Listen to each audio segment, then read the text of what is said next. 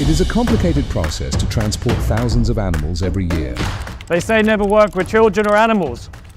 We chose animals.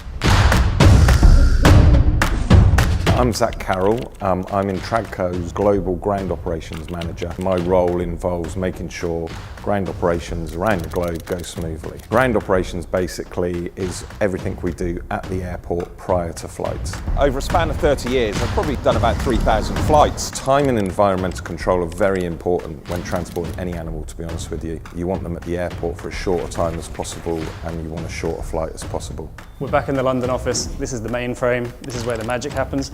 Let's go see what the guys are doing.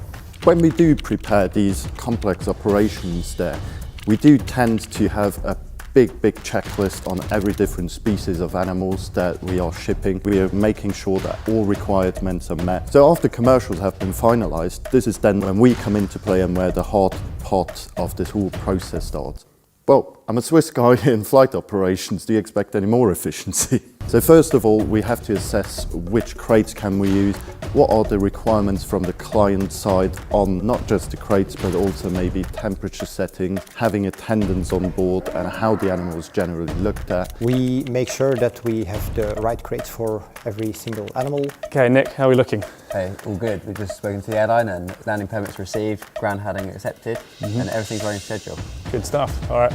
Nice. And of course, where possible, we do recommend to do crate training with the animals. Once we've done a good job and all the animals arrive safely, it's quite a satisfying part of the job. You have to have a heart for animals, otherwise you can't do this job. That's extremely rewarding, of course. Rescue projects from animals that have spent their lives in tiny cages or in environments that are absolutely not okay for them. Then seeing them being released and running around in the grass for the first time in their life, it's super rewarding.